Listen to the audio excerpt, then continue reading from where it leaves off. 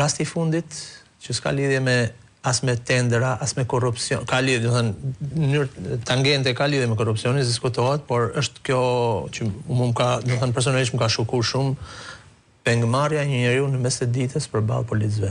Ajo është e frikshme, do thënë, ajo është fundi. Aty nuk ka më diçka për diskutuar, nuk ka një por.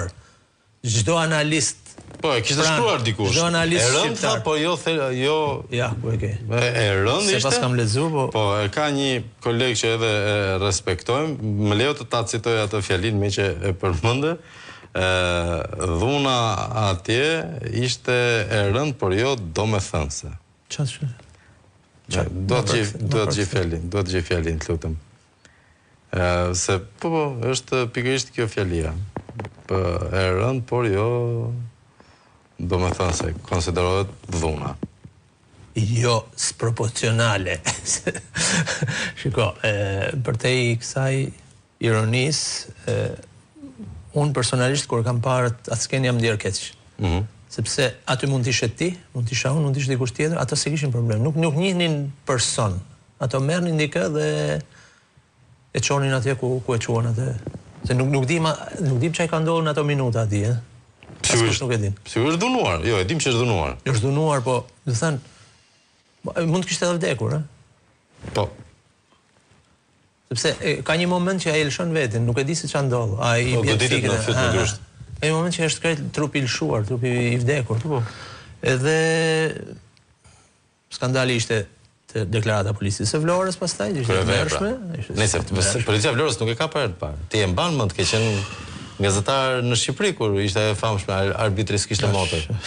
Deklarata e policisë së Vlorës ishte. Dhe e njëjta policia është, e kujtoj shumë mirë atë. Nduse me vllaznik që ndeshje. Se di ndeshjen, po e kujtoj që arbitri Pashaj diçka ishte ai. Po s'kishte motor edhe Pashaj. Po, për të rikthyer lutem te komente për mediat. Jo, domethënë diskutimi është ky që kemi një heshtje të frikshme të mediave përballë disa realiteteve, disa fakteve që ne shohim me sy, i dokumentojmë, i investigojmë dhe mbyllen gojët në mënyrë të frikshme. Dhe kjo po zgjat shumë tash. Jemi përballë zullumeve të cilat i shohim çdo ditë dhe unë nuk e di se me çfarë paftyrësie dalin një dorë analistësh dhe i justifikojnë.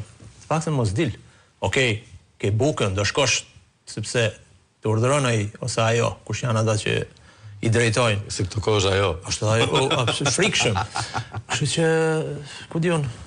Tani, një sekond. Është zhgënjim dhe është edhe një farë mënyre demotivohesh. Absolutisht. Por, ndërkohë, Nikola Grateri ka një agjendë, është një njeri i zgjuar, jo më kot dele flet për kullat në Tiranë, edhe resortet më duket u përmenden. Tani, ndërtime pafund, po. A ka një plan, një aksion ndaj këtyre?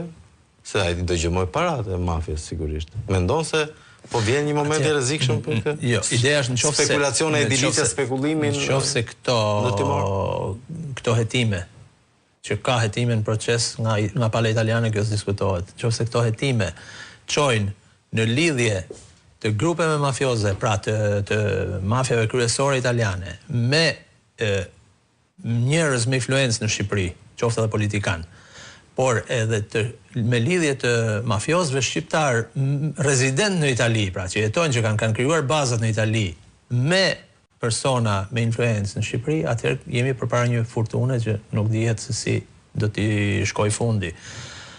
Por gjithmonë, duke patur parasysh që ai është një kryeprokuror i antimafjas italiane, duhet të jenë gjithmonë të lidhje, siç thash, ose të jenë mafjat kryesore që operojnë në Itali, pra që të kenë lidhje këtu, ose edhe persona të cilët janë... Si që të rasti i Barit. Rasti i Barit. I Kamberit. Po. Dakor, të Oland Koplike. Gjithsesi edhe ky, më fal, gjithsesi edhe ky rasti i Barit, spaku ishte... Përkthyesme? Për të firmos letrat, që jemi edhe ne këtu. Përkthyes, dakor, të Oland Koplike. Faleminderit për kohën, komplimente për intervistën me Nikola Graterin, e morët në qafë këtë vend ju të piranjave. Ndërkohë në miq të dashur, kalojmë në një shkëputje publicitare, rikthehemi më njëherë pas